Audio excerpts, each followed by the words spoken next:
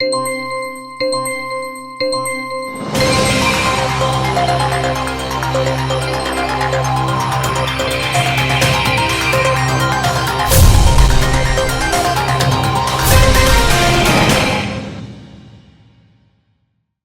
दर्शकों, बात आज के चैनल में आपका स्वागत है। मैं हूं पारुल शर्मा और पेश है आज की सच्ची बात पक्की बात।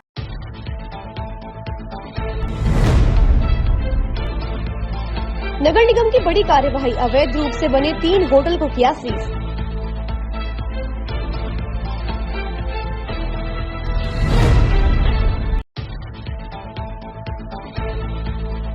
शहर में भी मनाया गया विजय दिवस, शहीदों को याद कर दी गई श्रद्धांजलि।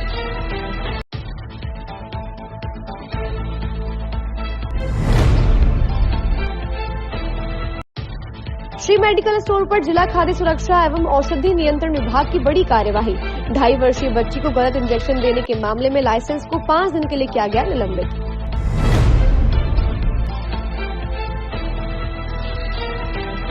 बिजली कर्मचारियों ने तानी मुट्ठी, हजारों की संख्या में निजीकरण के खिलाफ डिस्कॉम मुख्यालय के बाहर किया जोरदार प्रदर्शन।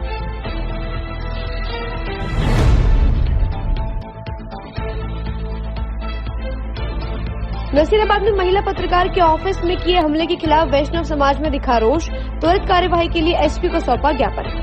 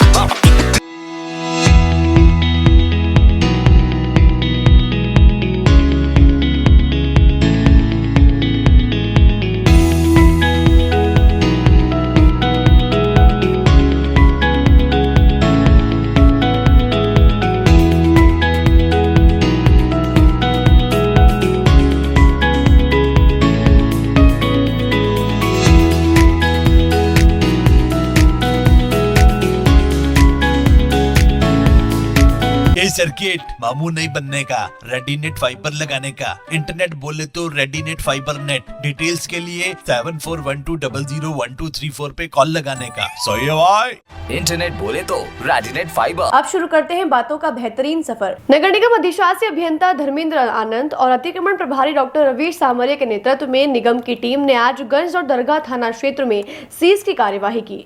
निगम की टीम ने स्वीकृत नक्शे के विपरीत निर्माण करने पर 3 होटल को सीज किया। इस दौरान गंज और दरगाह थाना पुलिस भी मौजूद रही। अधिशासी अभियंता धर्मेंद्र आनंद ने बताया कि गंज थाने के सामने एक होटल को सीज किया गया है। होटल मालिक ने G+2 की स्वीकृति ली थी, लेकिन होटल को स्वीकृत नक्शे के विपरीत जाकर G+4 का बना लिया गया, जिसको देखते हुए कार्यवाही को अंजाम दिया गया। उन्होंने बताया कि इसके साथ ही शोभराज होटल के पीछे भी एक होटल को सीज किया गया है, जिसका G+2 का नक्शा स्वीकृत था, लेकिन G+2 का निर्माण कराया हुआ था। इसके साथ ही अंदर कोर्ट क्षेत्र में भी टीम ने कार्यवाही को अंजाम दिया। होटल मालिक ने आवासीय नक्शे पर G+4 का निर्माण कराया हुआ है, जिसमें व्यवसायिक गतिविधियां संचालित की जा रही थी। आपको बता दें कि सभी को पहले नोटिस जारी किया गया था, जिसके बाद इस कार्यवाही को अंजाम दिया गया है। देखिए, आज नगर निगम की अवैध निर्माण शाखा के द्वारा जो बिल्डिंग्स है, 3 बिल्डिंग्स हैं, इनके ऊपर कार्रवाई की गई, जो कि अवैध रूप से निर्मित है, जिसके अंदर कुछ में G+2 स्वीकृति थी और उसके अलावा उन्होंने फ्लोर बना रखे थे। इसके अलावा सेटबैक को भी कवर कर रखा था। इस तरह की नगर निगम की अवैध निर्माण शाखा के द्वारा कार्रवाई की गई है। इसमें दरगाह पुलिस और गंज पुलिस की भी हमने मदद ली थी। उनके साथ रह करके जाब्ते की मदद से इनको सीज किया गया। देखिए, आज जो कार्रवाई हुई है 3 जगह गंज थाने के पास हुई है, 2 कार्रवाइयाँ। एक दरगाह संपर्क सड़क है, वहाँ पर एक होटल है, उसके ऊपर कार्रवाई की। गंज थाने के सामने मीनाक्षी कंवर सिसोदिया G+2 का व्यावसायिक स्वीकृत था, उसके विपरीत G+4 व्यावसायिक बना लिया गया था, जिसे सुनवाई करते हुए आज सीज कर दिया गया है। दूसरा साजिदा बेगम के नाम से गंज शोभराज होटल के पीछे G+2 और सर्विस फ्लोर व्यावसायिक स्वीकृत था, जिसमें 1.5 मीटर का सेटबैक था। उनके द्वारा सेटबैक पूर्ण कवर कर लिया गया था और एक अतिरिक्त मंजिल का निर्माण कर लिया गया था, उसे सीज किया गया है। तीसरा ये अंडरकोट रोड पे है, कैरून निशा जी के नाम से, इसमें आवासीय स्वीकृत है और 10-10 फीट तीनों साइड सेटबैक है, वो कवर कर लिए हैं और व्यावसायिक निर्माण है, इसलिए आज इसको सीज किया जा रहा है। अब आगे क्या रहेगा वैसा? आगे कार्रवाई निरंतर जारी रहेगी, आपको सूचना मिलेगी। अगर ये खोलते हैं तो कोर्ट में इनके खिलाफ दायर प्रस्तुत किया जाएगा और पुनः सीज किया जाएगा। ये कितने समय से ऐसे चल रहा था क्या यहाँ पर? ये चल रहा होगा, शिकायत प्राप्त हुई है, उसके हमने रिकॉर्ड से जांच करी है। आवासीय मानचित्र है और व्यावसायिक निर्माण है, व्यावसायिक उपयोग हो रहा है होटल के लिए, तो इसलिए सीज किया गया है। कोई विरोध नहीं? नहीं, कोई विरोध नहीं है। ठीक। आपका नाम? धर्मेंद्र आनंद, अधिशासी अभियंता, नगर निगम। विजय दिवस हर साल 16 दिसंबर को मनाया जाता है, जो भारत की ऐतिहासिक जीत की याद दिलाता है। यह दिन 1971 के भारत पाकिस्तान युद्ध की जीत के उपलक्ष्य में मनाया जाता है, जिसमें भारत ने पाकिस्तान को करारी शिकस्त दी थी। आपको बता दें कि इस युद्ध में करीब 3,900 भारतीय सैनिक शहीद हुए थे, जबकि 9,851 घायल हो गए थे। इसके बाद 93,000 पाकिस्तानी सैनिकों ने आत्मसमर्पण किया था और पूर्वी पाकिस्तान आजाद हुआ था, जिसे आज हम बांग्लादेश के नाम से जानते हैं। आज इस युद्ध को याद करते हुए अखिल भारतीय पूर्व सैनिक सेवा परिषद ने अजमेर के बजरंगगढ़ चौराहे पर विजय दिवस मनाया। गौरतलब है कि वहां पर रखे आर्मी टैंक की देखभाल की कमी को लेकर पूर्व सैनिकों ने प्रशासन की आलोचना की। जानकारी देते हुए बता दें कि यह टैंक भारत ने पाकिस्तान से 1971 के युद्ध में ही जीता था। सर, आज के दिन 16 दिसंबर 1971 को भारत और पाकिस्तान की लड़ाई में भारत ने पाकिस्तान के जनरल नियाजी के साथ में 93,000 सैनिकों को सरेंडर करवाया और आज के दिन विजय हासिल की। इसी को लेकर के हमारे जो 16 दिसंबर को हर वर्ष इसको विजय दिवस के रूप में मनाया जाता है और आज हम इसीलिए यहाँ पर एकत्रित होकर और हमारे जो जिन्होंने सर्वोच्च बलिदान दिया था युद्ध के दौरान, आज हम उनको पुष्प अर्पित कर श्रद्धा सुमन अर्पित करके उनको याद करेंगे और उनका नमन करते हैं। और आज ही के दिन मतलब हर वर्ष इसी को मनाया जाता है। और जो है आज इसकी जो स्थिति है, जो ये टैंक देख रहे हो आप पीछे, ये भी पाकिस्तान का लिया हुआ टैंक है, जो जीता हुआ टैंक है, जिसको हम यहाँ रखा हुआ है। लेकिन आज हमारे प्रशासन की कमजोरी की वजह से आज जो इसकी दुर्गति हो रही है। जो विजय स्मारक बनाया गया है लेकिन उसका मेंटेनेंस आज कोई नहीं किया जा रहा है और हमारी संस्था के द्वारा प्रशासन को बार बार लिखित में और मौखिक कहने के बावजूद भी इसकी मेंटेनेंस नहीं की जा रही है। हम प्रशासन से ये मांग करते हैं या तो इसके मेंटेनेंस करें और या इसका बजट पास करके पूर्व सैनिकों को दे ताकि हम इसके मेंटेनेंस कर सकें और हमारे इसको जो विजय जो हासिल की गई है, जो उसका स्मारक हमने बनाया गया है, उसके दुर्गति नहीं हो और अच्छी तरह से रह जाए। आज के प्रोग्राम में आज हमारे जो अखिल भारतीय पूर्व सैनिक सेवा परिषद के चित्तौड़ प्रांत के अध्यक्ष कमांडर अंशुमन दत्त सर और हमारे इंडियन एक्स सर्विसमैन लीग के अध्यक्ष कमांडर जगदीश सिंह राजावत सर और हमारे अजमेर के अखिल भारतीय पूर्व सैनिक सेवा परिषद के अध्यक्ष कृष्ण मुरारी मिश्रा जी और हमारे अखिल भारतीय पूर्व सैनिक सेवा परिषद के सेक्रेटरी जनरल सेक्रेटरी बाल सिंह रावत और बाकी हमारे पूर्व सैनिक साथी भवानी सिंह जी टीबड़ी, जो कि हमारे प्रभारी मीडिया प्रभारी है, वो भी शामिल है और हमारे साथी। बीते गत माह पूर्व अजमेर संभाग के सबसे बड़े जवाहरलाल नेहरू चिकित्सालय के सामने संचालित श्री मेडिकल स्टोर की बड़ी लापरवाही सामने आई थी, जिसमें चिकित्सक के द्वारा दी गई दवाइयों के उलट श्री मेडिकल स्टोर ने दवाइयों का वितरण किया था, जिसके चलते आज जिला खाद्य सुरक्षा एवं औषधि नियंत्रण विभाग अजमेर ने कार्यवाही करते हुए श्री मेडिकल स्टोर के लाइसेंस को निलंबित कर दिया है। वॉइस ओवर सहायक औषधि नियंत्रक अधिकारी मनोज टैगोर ने बताया कि अजमेर के जिला खाद्य सुरक्षा एवं औषधि नियंत्रण विभाग ने श्री मेडिकल स्टोर पर संपूर्ण प्रक्रिया का अध्ययन करने के बाद ड्रग्स एंड कॉस्मेटिक एक्ट 65 के तहत फर्म को निलंबित करने का प्रावधान है, जिसके तहत श्री मेडिकल स्टोर को 5 दिन के लिए निलंबित किया गया है। श्री मेडिकल स्टोर को 16 दिसंबर 2024 से 20 दिसंबर 2024 तक के लिए निलंबित किया गया है, जिसके तहत श्री मेडिकल स्टोर खरीद फरोख्त का काम नहीं कर सकता है। बताया गया है कि यदि इसके उपरांत भी श्री मेडिकल स्टोर किसी तरह की कोई कार्यवाही करता है तो उस पर विभाग द्वारा प्रभावी कार्यवाही की जाएगी। विभाग द्वारा निलंबन की कार्यवाही सबसे प्रभावी कार्यवाही है, जिसको श्री मेडिकल स्टोर पर संपादित किया गया है। दरअसल गत माह पूर्व श्री मेडिकल स्टोर ने डॉक्टर का लिखा पर्चा दिखाने के बाद भी गलत इंजेक्शन बच्ची के परिजनों को थमा दिया। परिजनों ने श्री मेडिकल स्टोर द्वारा दिए गए गलत इंजेक्शन को बच्ची को लगवा दिया, जिससे 2.5 वर्षीय ख्वाहिश की गलत इंजेक्शन लगने की वजह से तबीयत बिगड़ गई, जिसे उपचार के लिए एक निजी अस्पताल ले जाया गया, जहां डॉक्टर्स द्वारा जानकारी दी गई कि गलत इंजेक्शन लगने की वजह से 2.5 वर्षीय ख्वाहिश की यह हालत हुई है। श्री मेडिकल स्टोर संचालक की लापरवाही से एक मासूम बच्ची के साथ कोई भी बड़ी दुर्घटना घटित हो सकती थी। परिजनों ने इस पूरे मामले की शिकायत अजमेर के मुख्य चिकित्सा एवं स्वास्थ्य विभाग के अधीन आने वाले जिला खाद्य सुरक्षा एवं औषधि नियंत्रण विभाग में की और ऐसे लापरवाह श्री मेडिकल स्टोर संचालक का लाइसेंस रद्द करने की मांग उठाई गई थी। उसी के चलते आज सहायक औषधि नियंत्रक अधिकारी मनोज टैगोर ने प्रभावी कार्यवाही करते हुए श्री मेडिकल स्टोर के लाइसेंस को 5 दिवस के लिए निलंबित कर दिया है, जिससे इस प्रकार की लापरवाही पूर्वक कार्य करने वाले मेडिकल स्टोर संचालकों पर लगाम लगेगी। वहीं प्राप्त जानकारी के अनुसार अजमेर शहर में इस प्रकार का पहला मामला है जब किसी मेडिकल स्टोर संचालक पर इस तरह की कार्यवाही की गई है और 5 दिवस के लिए मेडिकल स्टोर का लाइसेंस रद्द किया गया है। जेएलएन पे हमें एक शिकायत प्राप्त हुई थी, जिसमें कुछ दवाइयां जो डॉक्टर के प्रिस्क्रिप्शन में ली गई थी, वस्तुतः उससे उलट कुछ दवाइयां उनकी तरह दी गई थी, जिस पर हमारे औषधि नियंत्रण अधिकारी द्वारा जांच की गई और जांच में जो बिंदु पाए गए और उन्होंने उसकी तरह जवाब दिया, उसका अध्ययन करने के बाद ड्रग एंड कॉस्मेटिक एक्ट के नियम 65 में फर्म को निलंबित करने का प्रावधान है। तो फर्म को हमने 5 दिन के लिए निलंबित किया है, दिनांक 16/12 से 20/12 तक। इन दौरान वो फर्म खरीद फरोख्त का कोई भी व्यापारिक कार्य नहीं कर सकती है, ये सजा उसको दी है। और अगर इसके उपरांत वो कोई दूसरी कार्रवाई करता है तो फिर जो दूसरी जांच होगी, जो सजाएं आएंगी, उन पर प्रभावी कार्रवाई, ये सबसे प्रभावी कार्रवाई है ड्रग एक्ट की, जो हमने संपादित कर दी। सर, ड्रग एक्ट के तहत 65 के नियमावली के तहत आपके विभाग ने कार्यवाही की।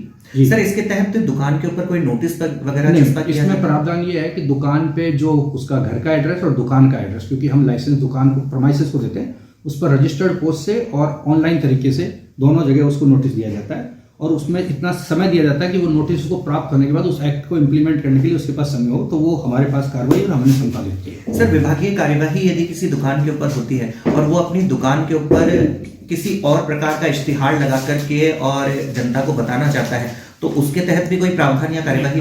अगर वो दुकान बंद है और वो क्रय विक्रय नहीं कर रहा है, तो सरकार के आदेश की पालना अगर उसने कर ली है, तो वो जो दूसरा इश्तिहार है वो इस कानून के दायरे में नहीं आता जी। हमारे कानून में अगर उसने दुकान का व्यवसाय नहीं किया है तो उसने सरकार की कानून को मान लिया है, तो इसलिए वो सजा मिलने के बाद उसको दूसरी दुकान खुलने के बाद जो तारीख हमने निर्धारित की, उसके बाद उसको बिल लाके बताना पड़ेगा कि इस दिन से मैंने कार्य वापस चालू कर दिया। बिजली के निजीकरण के खिलाफ अब डिस्कॉम के कर्मचारियों का आक्रोश किसी बड़े आंदोलन की ओर जाता दिख रहा है। विद्युत व्यवस्था को निजी हाथों में देने के खिलाफ अजमेर डिस्कॉम के अधीन आने वाले प्रदेश के 17 जिलों से आए बिजली कर्मचारियों ने डिस्कॉम मुख्यालय के बाहर धावा बोला। सरकार और डिस्कॉम की मंशा के विरुद्ध आक्रोशित कर्मचारियों ने कड़ाके की सर्दी के बावजूद अल सुबह से ही डिस्कॉम मुख्यालय के बाहर जोरदार धरना प्रदर्शन कर दिया। भारतीय मजदूर संघ के बैनर तले हो रहे इस विरोध प्रदर्शन की जानकारी देते हुए संघ के संभाग संगठन मंत्री विनीत जैन ने बताया कि कर्मचारियों का आक्रोश चरम पर है और निजीकरण के खिलाफ बड़े आंदोलन की राह पर जा सकते हैं। इसी क्रम में दोपहर 1:30 बजे पंचशील मुख्यालय से बजरंगगढ़ तक आक्रोश रैली निकाली जाएगी। नसीराबाद सदर थाना अंतर्गत गांव देराठू निवासी पत्रकार विमला वैष्णव के दफ्तर में पेट्रोल डालकर आग लगाने की घटना के बाद आरोपियों की गिरफ्तारी न होने पर वैष्णव समाज ने जिला पुलिस कप्तान को ज्ञापन सौंपा है और जिला कलेक्ट्रेट कार्यालय के बाहर जमकर नारेबाजी की व आरोपियों की जल्दी गिरफ्तारी की मांग की। हम समस्त वैष्णव समाज के और नसीराबाद के पास में समीप गांव है देराटू, वहाँ के काफ़ी लोग एकत्र होकर आए हैं कि 24 नवंबर 2024 को मध्य रात्रि के अंदर वहाँ पे विमला वैष्णव के जो कार्यालय था पेपर का, उसमें आगजनी की है, तोड़फोड़ की है और लाखों रुपए की चोरी भी गुमशुदा हुई है। चोर लेकर भाग गए हैं, जिसकी हम ज्ञापन देने के लिए आए हैं और उसका मुकदमा भी दर्ज नसीराबाद थाने में हुआ। लेकिन वहाँ की जो व्यक्ति है, जो उचक्के है, बदमाश है, उन लोगों की साठगांठ इतनी मजबूत और इतनी पकड़ जबरदस्त है, नेता नांगलों से साठगांठ है कि आज तक उस चोरी को की गई चोरी को और जो तोड़फोड़ की आगजनी की है उसका आज तक सत्यापन नहीं होने दिया है। और उभर कर उन लोगों को न पुलिस ने कोई साठगांठ है अथवा कोई ऊपर का दबाव है फोर्स है, इस कारण से चोरों को और उन बदमाशों को आज तक नहीं पकड़ पाई है। तो हम ये समस्त वैष्णव समाज और नसीराबाद के समस्त ये जो गांव के पदाधिकारी और अन्य व्यक्ति है, प्रबुद्धशाली और अच्छे मतलब राजनीतिक से जुड़े व्यक्ति हैं, वो लोग एकत्र होकर के आए हैं कि श्रीमान माननीय कलेक्टर साहब महोदय और एसपी महोदय को हम ज्ञापन देंगे, जिससे हम हमारे जो साथ में अन्याय हुआ उसका खुलासा हो और उन बदमाशों को दंड मिले, कठोर से कठोर कार्रवाई करके। हाँ, विमला वैष्णव है, पत्रकार है, हाँ वो है। उनके साथ में जो अन्याय हुआ तो हम उसी पक्ष में आए हैं कि उनको न्याय दिया जाए और जो उनके साथ में हुआ है उसको न्याय दिया जाए। हम सरवणलाल वैष्णव, निवासी जाकोड़ा हूँ, रूपनगढ़ के पास में हूँ और अखिल राजस्थान पुजारी महासभा का प्रदेश सचिव हूँ। बातों को देते हैं एक छोटा सा विराम, जल्दी मिलते हैं एक नए सफर पर।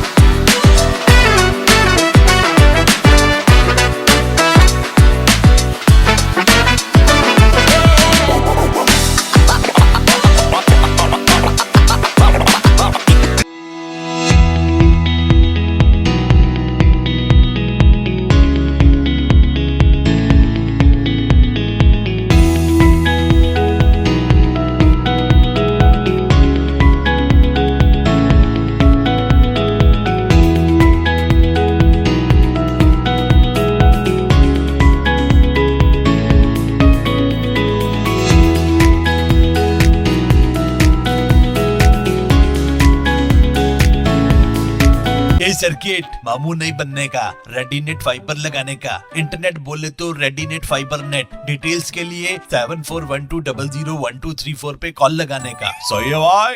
इंटरनेट बोले तो रेडीनेट फाइबर। एक बार फिर आपका स्वागत है। आइए चलते एक नए सफर पर। अजमेर के कृषि विभाग ने महिलाओं के लिए एक महत्वपूर्ण कदम उठाया है। अजमेर की महिलाओं का एक जत्था कृषि प्रशिक्षण के लिए गुजरात रवाना हुआ। इस जत्थे को जिला प्रमुख सुशील कंवर पलाड़ा ने हरी झंडी दिखाकर रवाना किया। यह जत्था 7 दिवसीय प्रशिक्षण के बाद अजमेर लौटेगा और अजमेर के किसानों को लाभान्वित करेगा। इस प्रशिक्षण के माध्यम से महिलाएं कृषि के क्षेत्र में नवीनतम तकनीकों और पद्धतियों के बारे में जानेंगी और अपने कौशल को विकसित करेंगी। जो कृषि विभाग से जो आत्मा योजना से जो महिलाएं जा रही है, गुजरात जा रही है, 50 किसान महिला जा रही है, वो उनको यहाँ ट्रेनिंग के लिए जा रही है, प्रशिक्षण के लिए। तो वहाँ उनको नई नई चीज़ सीखने को मिलेगी। जो भी किसान की जो होती है, जो खेती है, बाड़ी है, और भी नई नई चीज़ें उनको सीखने को लिए मिलेगी। इसलिए मैं सभी महिलाओं को आज हरी झंडी दिखा के मैं सभी महिलाओं को मेरी ओर से हार्दिक बधाई देती हूँ, बहुत बहुत शुभकामनाएं देती हूँ। यही कामना करती हूँ कि अच्छी तरह से ये प्रशिक्षण ले और हमारे वापस राजस्थान में आके हर किसान को ये प्रशिक्षण दे, ताकि हर किसान को फ़ायदा हो। कितने दिन जा रही है? ये 7 दिन के लिए जा रही है, गुजरात जा रही है 7 दिन के लिए। मेरी यही कामना है, यही शुभकामनाएं देती हूँ कि अच्छे ये प्रशिक्षण लेके आए और आके वापस आके अच्छे खेती बाड़ी के किसानों को अच्छे से फायदा दे। धन्यवाद। कल जयपुर के उत्कर्ष कोचिंग सेंटर में 10 छात्रों की हुई गंभीर हालत के बाद NSUI छात्र संगठन ने मुख्यमंत्री के नाम आज जिला कलेक्टर को ज्ञापन सौंपा और मांग की गई कि प्रशासन इस ओर ध्यान देकर त्वरित कार्यवाही करे, वे कोचिंग सेंटर्स में छात्रों की सुरक्षा को सुनिश्चित करे। इसके साथ ही छात्रों से वसूली जा रही अवैध कोचिंग फीस पर सरकार ध्यान दे, व सरकार द्वारा कोचिंग फीस निर्धारित की जाए। इस दौरान NSUI के छात्र प्रतिनिधि ने जानकारी देकर बताया कि वे जब शांतिपूर्ण तरीके से ज्ञापन देने पहुंचे तो उनकी पुलिस के साथ धक्का मुक्की हुई। व जिला कलेक्ट्रेट कार्यालय में उनकी अनुपस्थिति के चलते उन्होंने ज्ञापन PA को सौंपा व कार्यवाही की मांग की। कल जयपुर स्थित उत्कर्ष क्लास कोचिंग सेंटर है, जिसमें जहरीली गैस फैल जाने से 10 छात्र छात्राओं की गंभीर हालत है। उसको लेकर आज जिला कलेक्टर महोदय अजमेर को ज्ञापन देना है मुख्यमंत्री के नाम। उसमें हमें प्रशासन की लापरवाही देखने को मिली है। हम हमारी मांग उठाने आए हैं। जिस प्रकार अवैध कोचिंग जो चल रहे हैं प्रदेश के अंदर, जिले के अंदर जो अवैध कोचिंग चल रहे हैं, प्रशासन की मिली भगत से चलते हैं। नगर निगम की कोई कार्रवाई नहीं है, उस पर जेडीए की कोई कार्रवाई नहीं है। उसको हमारी मांग उठाने आए कि उन पर कार्रवाई करें। जो भी अवैध कोचिंग चल रहे हैं, जो भी ये कोचिंगों के नाम पर अवैध वसूली करते हैं, फीस की एक निर्धारित की जाए सरकार द्वारा। ये 1-1 लाख रुपये फीस लेते हैं, कोई देख सकते हैं आप 25-25 हज़ार रुपये फीस लेते हैं। एक आम छात्र, पढ़ने वाला छात्र इतनी फीस कहाँ से भरेगा? उसको लेकर भी हमारी ये मांग है। और ये जो अभी जो घटना हुई है जयपुर के अंदर, जहरीली गैस फैल जाने से 10 लोग घायल है, 10 छात्र घायल है, उसको लेकर आज हमारी मांग लेके आए। आने वाले समय में भी अगर ऐसी घटना ना हो, उसको लेकर हम हमारी मांग लेकर आए हैं कि इस पर कड़ी से कड़ी एक जांच एजेंसी बनाकर इन पर जांच की जाए और जो भी अवैध वसूल जो कोचिंग चला रहे हैं उन पर जल्द से जल्द निष्पक्ष जांच करके इन पे कानूनी कार्रवाई करके इनकी जो बिल्डिंग है, जो कोचिंग सेंटर है, उनको सीज किया जाए। उसको लेकर आज हम जिला कलेक्टर को ज्ञापन देना है, लेकिन यहाँ जिला कलेक्टर मौजूद नहीं है, कोई भी प्रशासन का अधिकारी मौजूद नहीं है, इसलिए हमने पीए को ज्ञापन दिया है। और आप देख सकते हैं बाहर हम शांतिपूर्वक ज्ञापन देने आए थे। पुलिस प्रशासन द्वारा हमें किस प्रकार रोका जा रहा है, एक आम छात्र को किस प्रकार रोका जा रहा है, धक्का दिया जा रहा है, ये कहीं ना कहीं छात्रों के साथ खिलवाड़ है। इस तरीके का भजनलाल सरकार में छात्रों के साथ खिलवाड़ देखने को मिल रहा है। नहीं तो इस तरह की घटना हम कतई बर्दाश्त नहीं करेंगे। एनयूसीआई इसके लिए उग्र आंदोलन करेगा पूरे प्रदेश भर में। मैं अंकित घरू, एनयूसीआई कार्यकर्ता अजमेर। नसीराबाद के रामसर में विशेष समुदाय के 3 लोगों द्वारा गौवंश को ट्रैक्टर से घसीटने के चलते गौ सेवकों में भारी रोष नजर आया। बता दें कि यह घटना 13 दिसंबर की है, जब 3 विशेष समुदाय के लोगों ने गौवंश को ट्रैक्टर से घसीटा, जिसमें से एक की मौत हो गई। साथ ही तीनों में से 2 आरोपी गिरफ्तार हो गए। वह सभी गौ सेवकों ने एकजुट होकर जिला कलेक्ट्रेट कार्यालय के बाहर जमकर नारेबाजी की। वे आरोपियों को कड़ी से कड़ी सजा की मांग की। साथ ही एक आरोपी की गिरफ्तारी की मांग की गई। वे शिकायतकर्ता की सुरक्षा के लिए भी गुहार लगाई गई। इसके अलावा यदि आरोपियों को कड़ी सजा नहीं दी जाती तो सभी गौ सेवकों ने जिला कलेक्ट्रेट के बाहर जमकर प्रदर्शन करने की चेतावनी भी दी। नाराजगी ये है कि ऐसी घटना की पुनरावृत्ति कभी नहीं हो। जो विशेष समुदाय के लोग जिन्होंने जानबूझकर ये कृत्य किया है, जो ट्रैक्टर के बांध के गौवंश को घसीटा है, ये हिंदू समाज कभी बर्दाश्त नहीं करेगा। अगर ऐसी पुनरावृत्ति होती है तो उग्र आंदोलन करेगा, बंद करेगा, विरोध करेगा, धरना प्रदर्शन सब करेगा। और जो आरोपी है उनको कठोर से कठोर सजा दी जाए। इसमें एक आरोपी शेष है, उसको पुलिस से निवेदन है कि जल्दी से जल्दी गिरफ्तार किया जाए। अगर गिरफ्तार नहीं किया जाता है तो 5 दिन बाद यही आंदोलन करेंगे, धरना प्रदर्शन करेंगे, कलेक्टर महोदय के बाहर करेंगे। कौन है आरोपी? रामसर गांव के 3 विशेष समुदाय के लोग हैं। उन्होंने जानबूझकर माहौल खराब करने की कोशिश की है, जिसमें एक गौवंश की मौत हो गई है। ये घटना एक गंभीर घायल है। हम ये चाहते हैं कि ऐसी घटना की पुनरावृत्ति नहीं हो, कठोर से कठोर सजा दे, पुलिस प्रशासन अपना काम करे। हम बिल्कुल अपना काम कर रहे हैं। सर, मामला रामसर गांव का है, नसीराबाद के पास रामसर गांव है, वहाँ का है। वहाँ के 3 मुस्लिम भाइयों ने मिलकर गौवंश को ट्रैक्टर के पीछे बांध के घसीटा, उनको मारने की नीयत से। तो हम ये ज्ञापन देने आए हैं कलेक्टर साहब को, उन अपराधियों के खिलाफ सख्त से सख्त कार्रवाई की जाए, उनको कड़ा से कड़ा दंड दिया जाए। और जो जिस रिपोर्ट करता भाई है सूरज रेगर, उसकी सुरक्षा की मांग करने हैं एसपी साहब से। भाई उसको भी धमकियां मिल रही है, इसलिए ये ज्ञापन देने हैं कलेक्टर। ये गोरक्षक ही है और हम गोरक्षक के पूरे सारे गोरक्षा दल के तरफ से हैं। और ये गोरक्षक भाई इसने रिपोर्ट दिए, भाई ये अपराध किया उन्होंने, मुस्लिमों ने, तो इसके लिए। कब की घटना है ये 13/12/2024 रात नहीं, 2 गिरफ्तार हो गए हैं, अभी एक बाकी है। एक गौवंश की मौत भी हो गई इसमें। प्रेसिडेंसी स्कूल की ओर से मदनगंज किशनगढ़ भारत विकास परिषद के मुख्य शाखा के सहयोग से कार्यशाला का आयोजन हुआ, जिसका उद्देश्य माता पिता को 10 वर्ष तक के बच्चों की परवरिश में आने वाली चुनौतियों और तकनीकी युग में पारंपरिक मूल्यों के महत्व को समझाना रहा। विद्यालय के चेयरमैन GS सिंघवी का कहना है कि स्कूल के साथ साथ माता पिता भी छात्रों के समग्र विकास में महत्वपूर्ण भूमिका निभाते हैं, इसलिए प्रेसिडेंसी स्कूल द्वारा समय समय पर ऐसी कार्यशालाओं का आयोजन किया जाता रहा है, जिसमें उन्हें सिखाया जाता है कि टेक्नोलॉजी एक शक्तिशाली उपकरण है।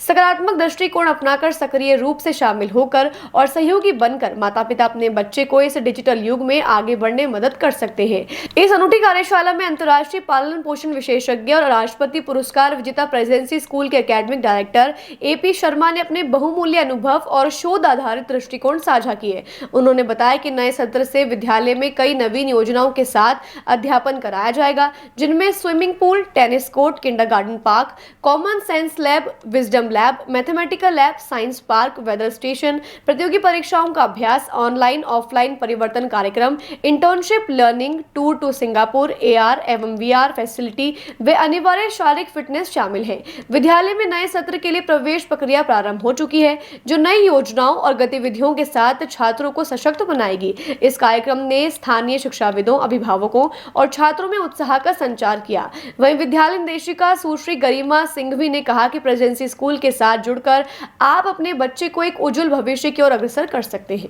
बातों को देते हैं एक छोटा सा विराम, जल्दी मिलते हैं एक नए सफर पर।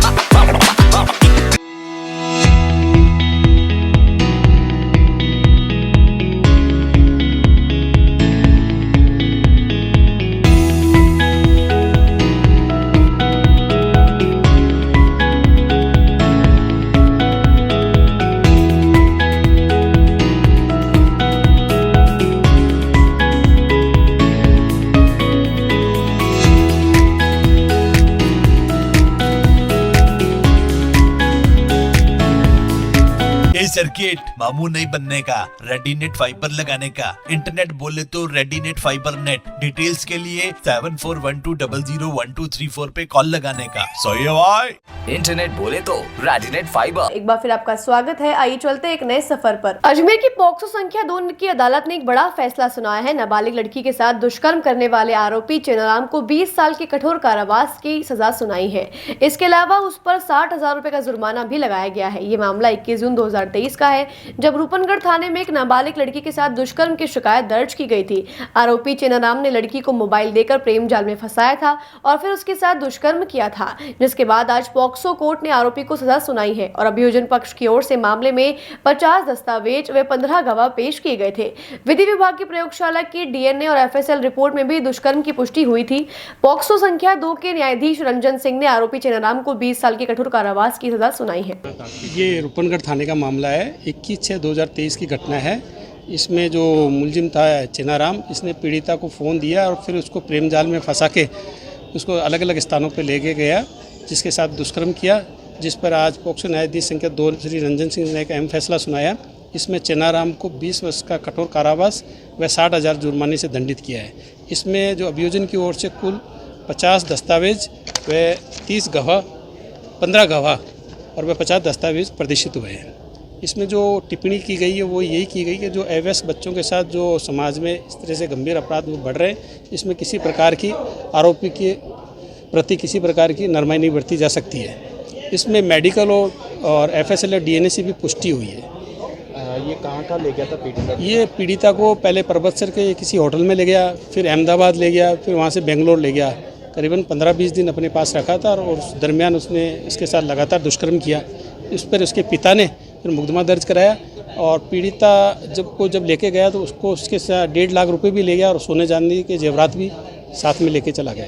अजमेर में जिला बार एसोसिएशन के चुनाव में अशोक सिंह रावत ने जीत हासिल की थी और आज उन्होंने पदभार ग्रहण कर लिया है। अशोक सिंह रावत ने बताया कि अजमेर जिला बार एसोसिएशन के लिए एक नई शुरुआत हुई है। अब अजमेर के अधिवक्ताओं को उम्मीद है कि उनके नेतृत्व में अजमेर जिला बार एसोसिएशन एक नई दिशा में आगे बढ़ेगा और अजमेर के अधिवक्ताओं के हितों की रक्षा करेगा। साथ ही उन्होंने सभी अधिवक्ताओं का आभार व्यक्त किया।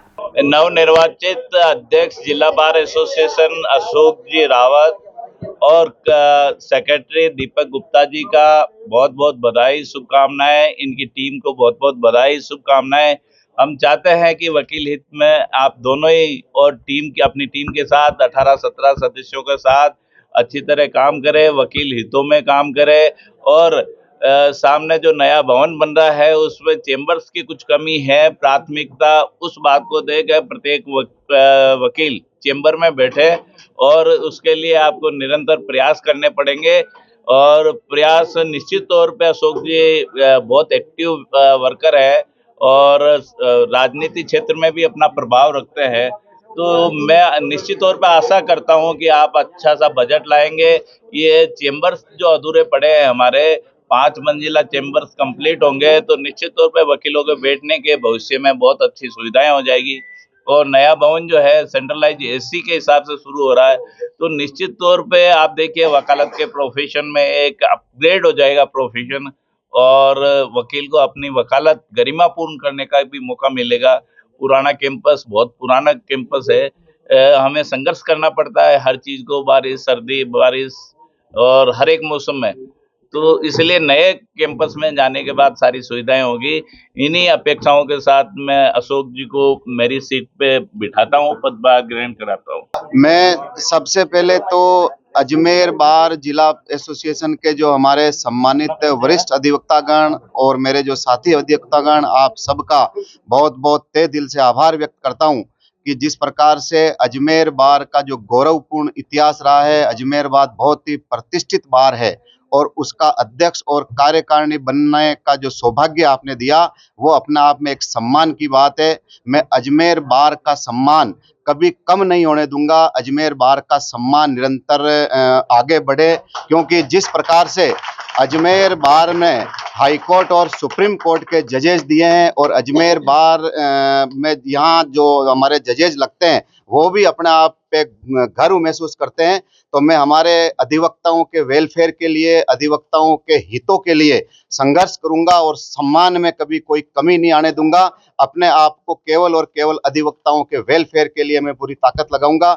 और जिस प्रकार से हमारे जो केवल आज तक हम लोग केवल बातें भी कर रहे थे, हमारे जो पूर्व लोगों ने भी बहुत प्रयास भी किए थे और जिस प्रकार से चाहे हमारे अधिवक्ता की कॉलोनी होनी चाहिए, उसमें भी हम लगातार मेहनत करके वरिष्ठ अधिवक्ता गणों को साथ लेकर के सरकार के पास भी जाएंगे, हम चीफ जस्टिस के पास भी जाएंगे। जो हमारे आज भाई नया भवन है उसमें हमारे चेंबर्स की कमी है, उस चेंबर्स के कमी अतिरिक्त बजट हम लाएंगे और अतिरिक्त बजट ला करके और सबको चेंबर मिले और प्रैक्टिशनर अधिवक्ता गणों को सबको चेंबर मिले और हमारे इस प्रकार से जो वरिष्ठ अधिवक्ताओं को मार्गदर्शन लेकर के और मेरे समस्त वरिष्ठ अधिवक्ता के मार्गदर्शन में पूरी टीम हमारी काम करेगी। और मैं आप लोगों को ये बताता हूं कि जिस प्रकार से हमारी जो टोटल कार्यकारिणी 17 लोगों की है, इसमें सारे के सारे प्रैक्टिशनर लॉयर है और सारे अधिवक्ताओं की जो समस्याओं से उनकी क्या समस्याएं हो सकती है उनसे सारी जानकारी रखते हैं।